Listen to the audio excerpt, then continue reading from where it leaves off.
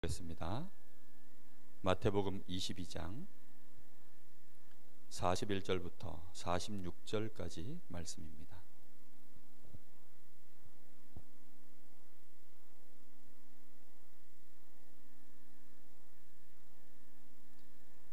마태복음 22장 41절부터 46절입니다.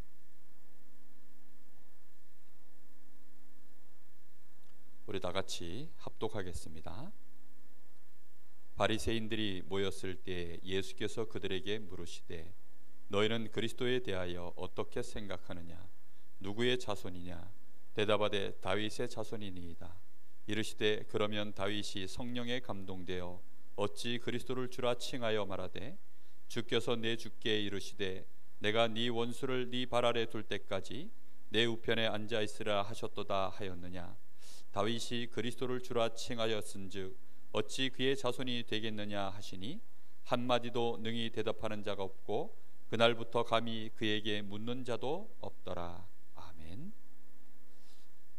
오늘 예수님이 바리새인들, 사두개인들, 많은 율법사들 이런 사람들이 예수님께 와서 자꾸 꼬투리를 잡으려고 이런저런 질문들을 계속 던지니까 이제 예수님이 역으로 바리새인들에게 질문을 던지셔서 그들로 하여금 아예 예수님께 감히 물을 수 없도록 더 이상 이제 말도 안 되는 질문들 더 이상 받지 않으시려고 오늘 예수님이 작정을 하고 한마디 질문을 던지신 겁니다. 근데 그 던지신 질문이 하필이면 뭐에 대해서 던지셨습니까? 너희는 그리스도에 대하여 어떻게 생각하느냐? 이렇게 질문을 던졌습니다. 그런데 그 질문을 던졌더니 그날 이후로는 예수님께 감히 와서 묻는 자가 없더라. 정말로 그리스도가 선포되어지면 흑암 권세도 꺾이고 그리스도 알지 못하는 자들은 결국은 무너질 수밖에 없는 줄로 믿습니다. 오늘 그래서 말씀의 제목이 그리스도에 대한 생각입니다.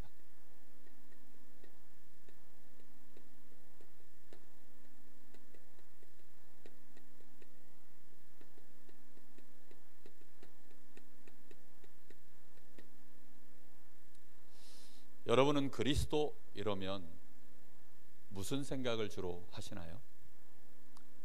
그리스도 딱 이러면 마음에 첫 번째로 떠오르는 뭔가 이미지가 있을 겁니다.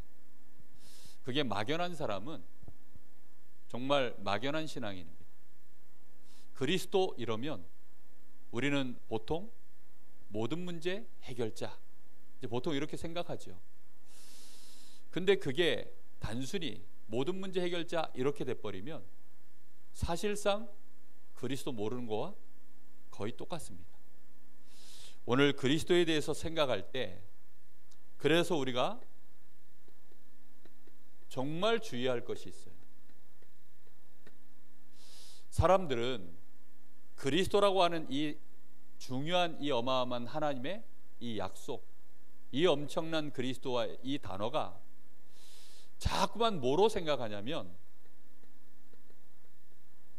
습관적으로 그리스도에 대해서 생각할 때 나 중심으로 받아들여요. 주로 육신 중심, 성공 중심으로 이 그리스도에 대해서 그렇게 생각을 주로 많이 합니다. 근데 이 자체가 틀렸어요. 왠 줄 압니까? 그리스도는 이 땅에서 만들어진 게 아니에요. 그리스도는 누가 주신 것입니까? 하나님이 우리에게 주신 거예요. 사람이 만들어낸 것이 아니라 위로부터 우리에게 온 은혜입니다. 그래서 세상 것하고 섞이질 않아요. 근데 우리도 모르게 내가 가지고 있는 경험, 지식, 육신 중심으로 성공의 어떤 중요한 열쇠인 것처럼 그렇게 그리스도를 자꾸 붙잡는 거죠. 이렇게 되어지면 실제로 그리스도가 누군지 모르게 됩니다. 그리스도에 대해서 설명을 들어도 해놓고도 돌아서면 또 그리스도에 대한 이미지는 그냥 내가 축복받는 데 필요하신 분, 내가 성공하는 데 필요하신 분, 주로 그런 식으로 생각이 또 흘러가요.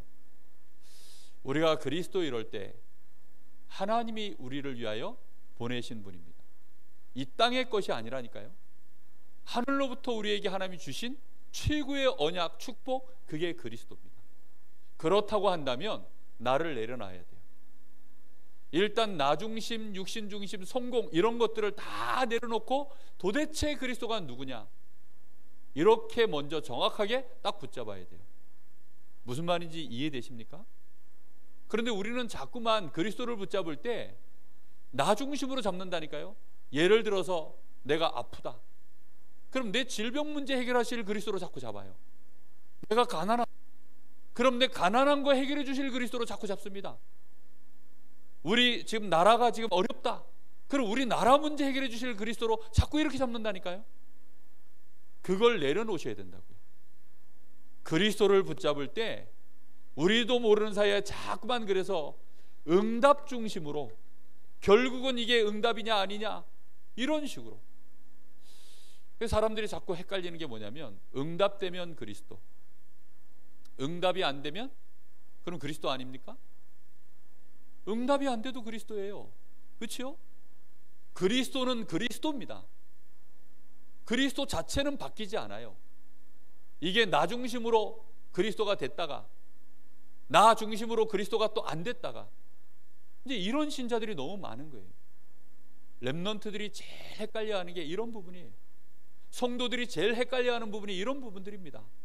왜 나는 응답이 안 되죠? 나는 그리스도 붙잡았는데. 질문 자체가 틀린 거 아닙니까? 나는 그리스도 붙잡았으니 하나님이 나에게 어떻게 응답하시고 어떻게 인도하실까요? 이렇게 맞는 거예요. 근데 내가 원하는 것 중심으로 왜 응답이 안 됩니까? 나는 그리스도 붙잡았고 하나님 자녀인데. 질문 자체가요 거꾸로라니까요. 지금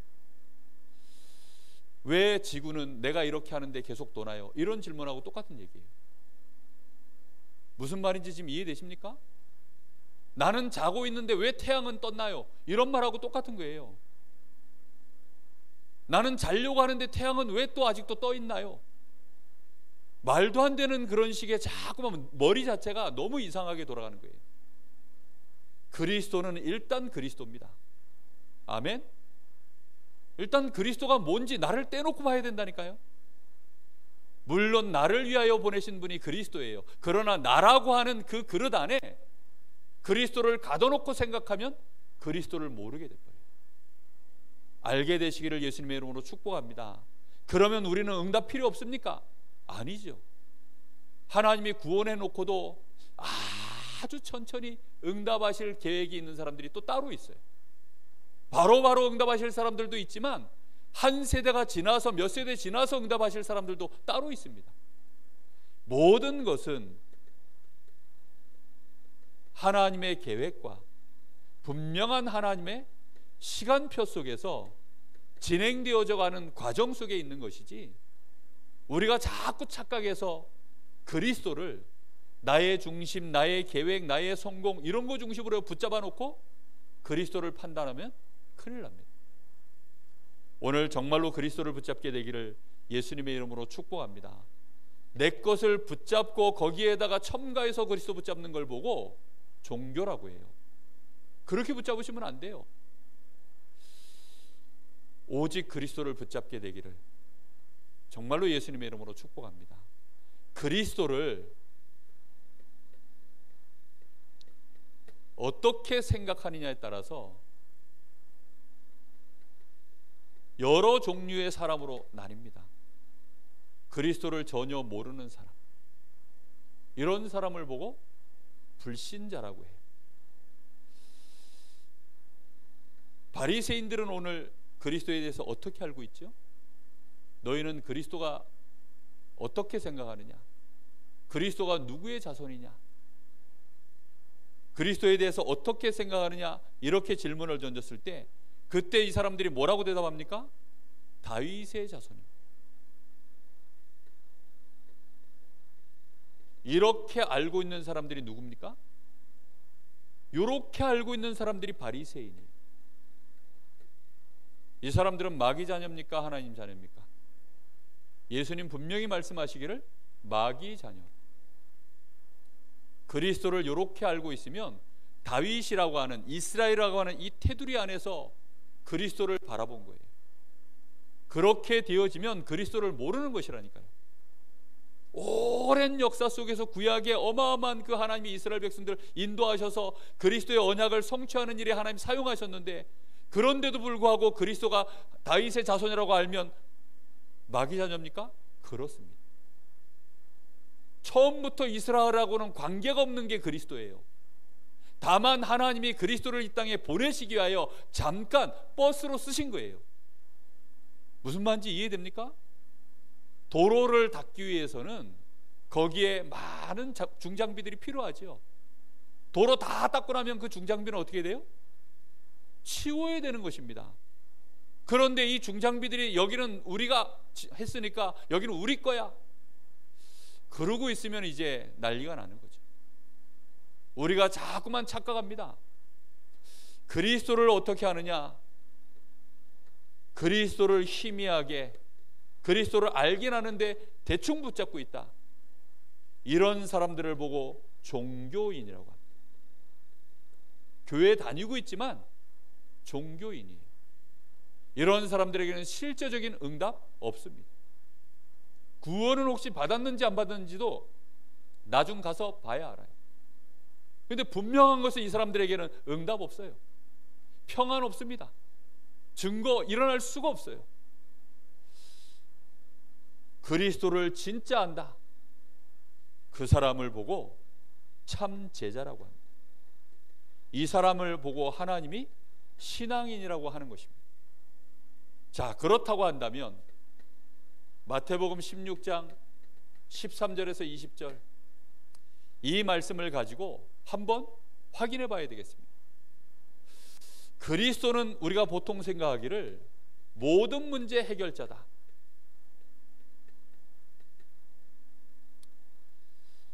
여러분, 그리스도가 모든 문제 해결자 맞습니까? 안 맞습니까?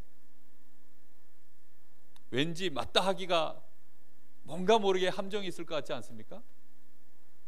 그리스도 모든 문제 해결자 맞습니까? 여러분에게 실제로 어떻습니까? 실제로 우리 자신에게는 지금 그리스도가 모든 문제 해결자 맞나요? 정말입니까? 저하고 1대1로 한번 만나보실래요? 차마 아닐걸요? 왠 줄 압니까? 그리스도 모든 문제 해결자 아닙니다. 아니, 그동안 그리스도 모든 문제 해결자라고 그렇게 얘기 들었는데 진짜 아닙니까? 아니에요. 그리스도는 모든 문제 해결자가 아니에요. 그리스도는 모든 문제가 결국은 해결되도록 하시지만 그게요, 정말로 의미가 좀 달라요. 오늘 이 의미가 정확하게 이해되어지면 진짜 모든 문제 해결자라고 말할 수 있게 되어집니다. 오늘 보세요. 예수님이 이걸 질문을 던지신 배경이 있습니다. 가이사라 빌립보 지방에 이르러서 예수님이 제자들에게 물어보지요. 사람들이 나를 누구라 하느냐. 질문 배경이 어디죠? 지금 로마에 속국되어 있는 상태입니다. 다시 말하면 이스라엘 자체가 완전히 지금 흑암 속에 완전히 둘러싸여 있는 이 상황 속에 예수님이 오셔서 던지신 질문이에요. 그런데 여기에서 지금 내가 지금 다리 아픈 거 이거 낫고, 내가 가난한 거 이거 해결되고, 지금 그게 응답이라고 생각하십니까? 좀 그게 중요한 게 아니거든요. 근데 사람들은 전부 나 중심이기 때문에 일단 내가 문제가 해결돼야 돼요. 일단 나부터 뭔가가 좀 시원해야 돼요. 사람들은 그렇게만 생각을 합니다.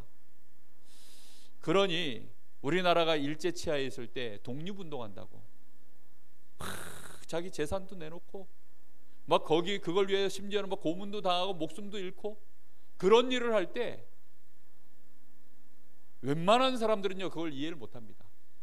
심지어는 자녀들도 이해 못해가지고요 부모한테, 독립운동하는 부모한테 상처받고 이런 자녀들도 있다니까요. 신자들이요 그렇게 어리석고 철이 없어요. 배경 자체를 정말 이해하셔야 됩니다. 예수님이 이 질문을 던지셨을 때 우리는 좀 생각해 보셔야 됩니다. 정말로 여러분, 우리 가문을 보세요. 우리 가문을 한번 보라니까요. 지금 내 자녀가 좋은 대학 들어가는 것이 응답입니까? 좋은 대학 들어간다고 그게 진짜 응답일까요? 이 가문에 흘러내려오는 흑암과 저주, 재앙, 이 어마어마한 우상의 배경들, 여러분 정말로 그게 보이십니까? 흑암의 나라 속에, 사단의 나라 속에 지금 확 둘러싸여 있는 현장이 보이십니까? 거기에 주님이 직접 오셔가지고 던지신 메시지예요. 여러분 지금 이 시대를 보세요. 어마어마한 영적 문제, 정신 문제가요 막 시대를 뒤엎고 있습니다. 이런 시대 속에서 지금 내가 뭔가가 좀 응답받고, 물론 그게 좋은 거예요. 나쁘다는 거 아닙니다. 근데 우리는 그거 중심으로 그리스도를 판단하니까 문제예요. 실제로 그래서 예수님이 사람들이 나를 누구라고 하느냐 라고 질문을 던졌을 때 사람들 대부분이 딱 요대로 대답했어요. 나 중심, 육신 중심, 성공 중심. 그래서 예수님을 엘리야 같다고 합니다. 예수님의 그 능력이 필요한 사람들, 예수님의 능력 보고 감동받은 사람들, 예수님을 보고 예레미야 같다고 합니다. 예수님의 그 많은 사람들을 섬겨주고 그들을 위해서 막 눈물을 흘리고 사랑해주고 이런 거 보면서요 세례 요한 같다 합니다. 성전 청소하시는 거 보니까 세례 요한 같다고 합니다. 선지자 중에 한 명입니다. 굉장한 민족 지도자라는 거죠. 어떤 이런 식으로 예수님을 바라보는 겁니다. 대부분 사람들은. 그때 너희는 나를 누구라 하느냐. 이때 베드로가 대답한 겁니다. 베드로가 뭐라고 대답했습니까? 주는 그리스도시요 살아계신 하나님의 아들이십니다. 그 대답을 했을 때 예수님이 첫 마디가 뭐라 그랬습니까? 바요나 시몬아 네가 복이 있구나. 이것을 알게 한 것은 혈과 육이 아니다. 이런 것 중심으로 있는 사람들이 절대로 그리스도를 알 수 있을 리가 없다는 것입니다. 이것을 알게 하신 것은 하늘에 계신 내 아버지시니. 정말로 그리스도를 제대로 안다라는 것은 오직 하나님의 은혜, 성령의 감동 외에는 안 되는 줄로 믿습니다. 여러분, 그리스도는 어떤 분이십니까? 그리스도는 정확하게 말하면 근본 문제 해결자입니다. 모든 문제 해결자가 아니라 근본 문제 해결자입니다. 가난 문제 해결자 아닙니까? 아니, 가난한 채 죽으면 어떻게 하실 거예요? 그러면 그 사람은 모든 문제 해결 안 됐네요? 아니, 건강 문제 해결자입니까? 그럼 건강하지 못한 채 죽으면 어떻게 할 거예요? 그럼 모든 문제 해결자가 아니네요. 우리는 자꾸 그런 식으로 그리스도를 붙잡는다니까요. 내 자녀 문제 해결자입니까? 아닙니다. 근본 문제 해결자예요. 의식주 문제 해결자가 아닙니다. 의식주 문제는 그리스도 없어도 해결돼요. 창세기 3장 여러분 자세히 읽어보셨습니까? 창세기 3장을 읽어보면 땀을 흘리면 먹을 거 나오도록 하나님이 거기까지는 해주셨어요. 너희가 종친토록 땀을 흘려야 땅의 소산을 얻으리라. 대신 땀 안 흘리면 먹을 거 못 얻는다. 전에는 그냥 먹는 것도 자연스럽게 하나님이 다 주셨는데 이제는 창세기 3장 문제로 말미암아서 땀을 흘려야 너희가 먹을 것을 얻으리라. 그러니 불신자들은 의식주 문제 해결하려고 최선을 다하는 것입니다. 그렇게 몸부림을 쳐가지고 그거 얻는 거예요. 근본 문제가 뭐지요? 죄 문제 해결입니다. 여러분, 죄에 대한 깊은 고민을 하셔야 돼요. 그래서 죄가 뭔지에 대한 깊은 인식을 하셔야 됩니다. 여러분, 죄를 짓고 있으면, 죄를 가지고 있으면 죄에는 반드시 뭐가 있죠? 형벌이 따릅니다. 대통령도 죄를 지었으면 결국은 죄값을 치릅니다. 이번에 미국 대선에서 대통령이 이제 바뀌죠. 그러니까 지금 현재 대통령이 이거 어떻게든지 안 내려놓으려고 막 몸부림치는 거 보니까 뭘 또 잘못한 게 많이 있나 보다 이런 생각이 들어요. 우리나라 역대로 정권 바뀔 때마다 대통령들이요 전부 결국은 그 죄상이 다 드러나요. 그래서 지금 어떻게 되죠? 자꾸 감옥 가는 겁니다. 여러분, 죄가 있으면 반드시 형벌이 있어요. 자, 근데 문제는 뭐냐? 내가 모르는 죄, 나와 상관도 없이 벌어진 죄. 근데 이걸 누가 계수하고 계세요? 하나님이 정확하게 계수하고 계세요. 그럼 내 인생이 이것 때문에 결국은 형벌을 계속 받는데 나도 모르게 형벌이 계속 오다 보니까 일이 안 돼요. 아무리 권력이 있고 돈 많고 해도요, 죄를 지면 결국 감옥 가서 현재 삶이 스탑됩니다. 그렇죠? 죄를 갖고 있으면 내 삶이요, 자꾸 스톱이 걸리는 거예요. 내가 뭘 했는데 내게 안 돼요. 결국 내가 누릴 수도 없어요. 왜지요? 나도 모르게 그걸 보고 나도 모르게 벌어지는 자꾸 일이라 벌어지니까 그걸 보고 사람들이 표현하기를 저주라고 하는 것입니다.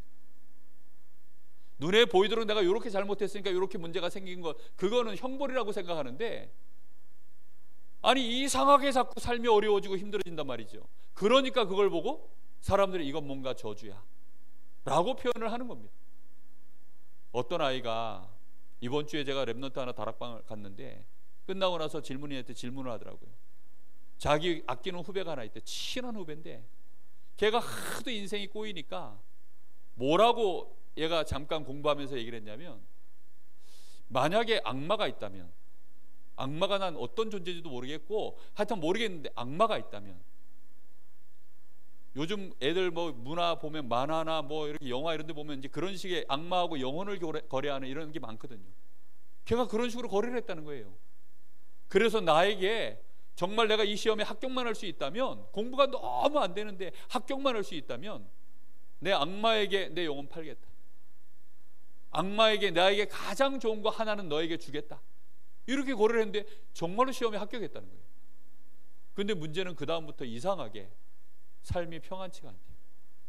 뭔가 모르게 자꾸만 어려워지는데 이상하다는 거예요. 그래서 그렇게 그런 아이가 있는데 자기가 뭐라고 대답을 해줘야 될지 모르겠다라고 저한테 질문을 던졌다. 정말 많은 사람들이요, 이 죄로 인해서 나에게 형벌이 오는데 그것이 나도 모르게 자꾸 오는 거니까 이 저주를 모르거든요. 이걸 완전히 끝내버리신 분이 그리스도입니다. 아멘. 눈에 보이지 않게 끊임없이 우리 인생을 도적질하는 존재, 강도질하는 존재 있습니다. 그게 마귀예요. 이 마귀의 권세를 멸하신 분이 그리스도입니다. 우리가 하나님을 떠나서 저 지옥의 배경 속에서 지금 인생을 살고 있거든요.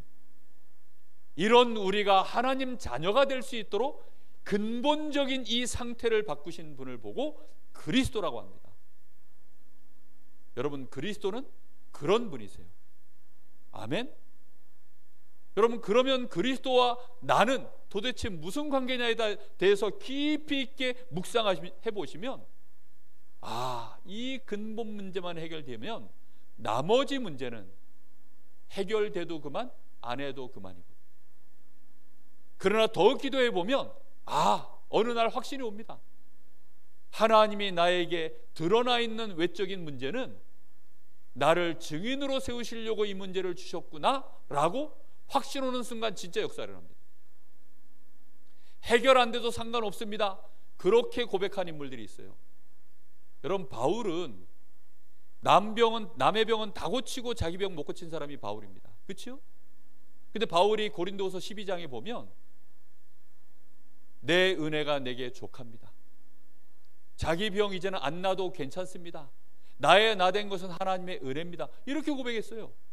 모든 문제 해결 맞습니까? 모든 문제 해결 안 돼도 상관없어지도록 우리에게 근본 문제를 해결하신 분이 그리스도인 줄로 믿습니다.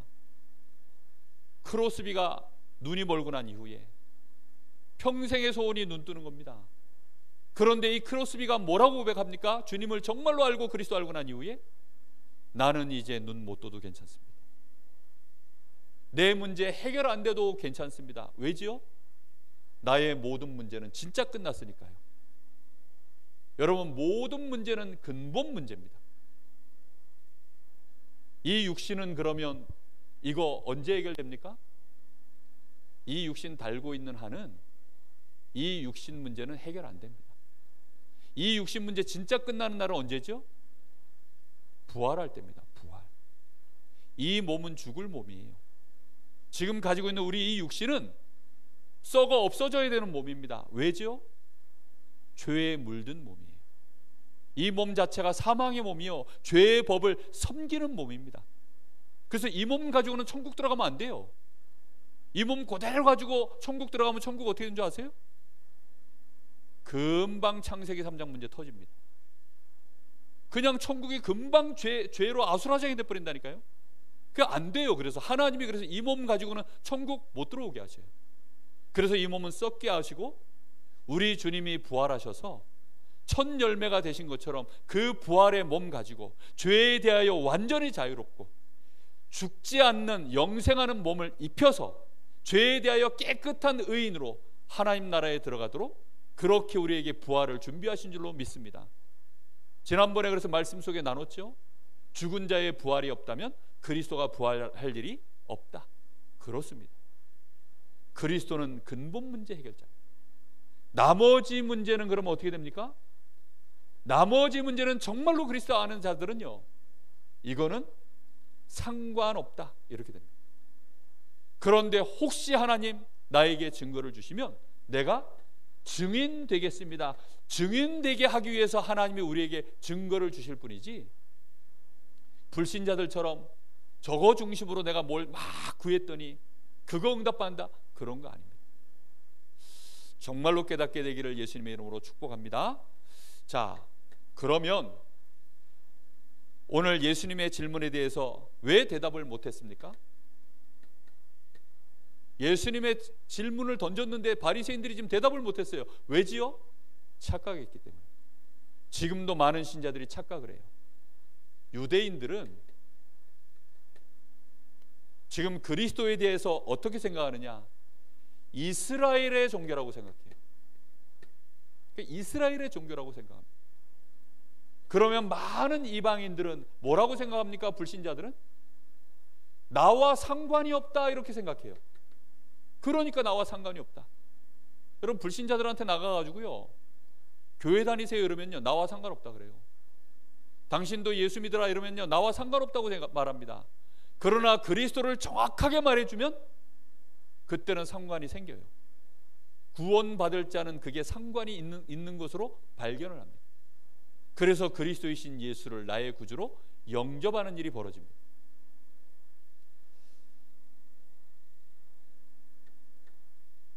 복음은 뭡니까? 그리스도는 구원입니다. 우리 사람의 능력으로 절대 해결할 수 없는 이 멸망에서 우리를 구원하시는 분이 그리스도입니다.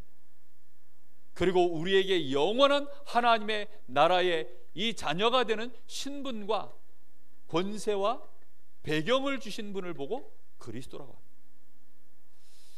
이걸 딱 붙잡으세요. 하나님은 그때부터 우리와 나와 함께 하십니다. 그러면 그걸로 끝난 거라니까요. 근데 우리는 그걸로 충만하지 않아가지고 자꾸만 놓쳐버리는 것입니다.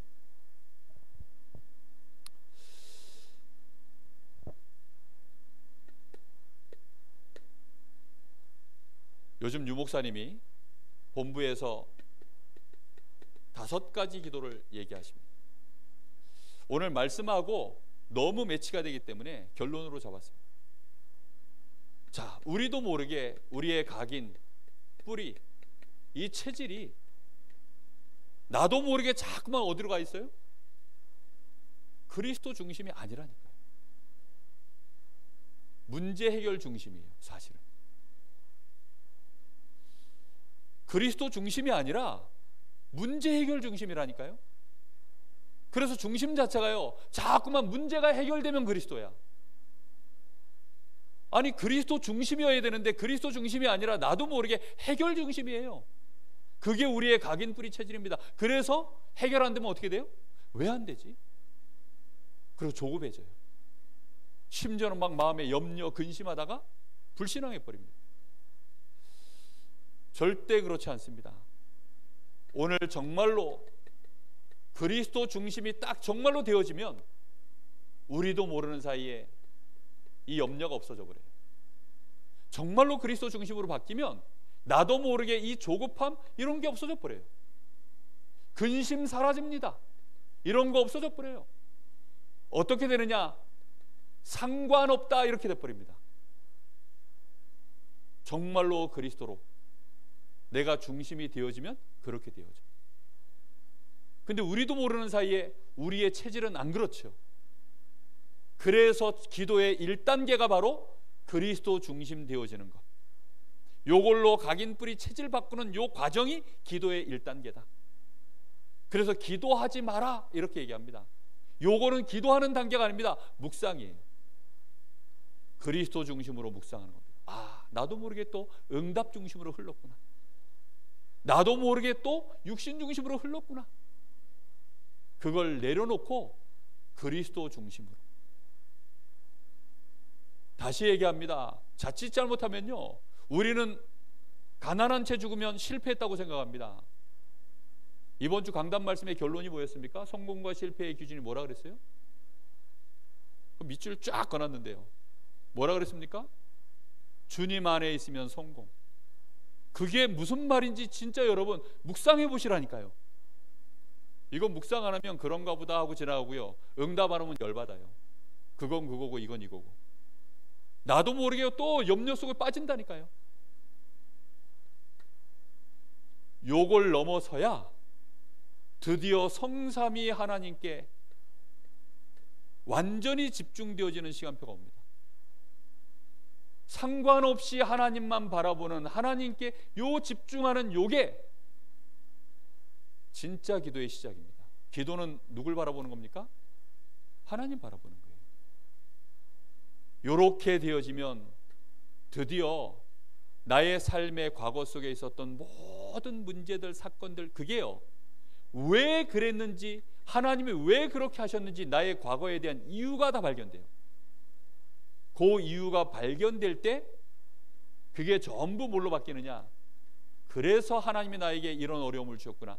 사명으로 싹 바뀝니다. 이걸 미션이라고 하죠. 요 사명을 붙잡고 드디어 이제 기도가 시작되는 거죠. 그걸 보고 24시 기도라고 합니다.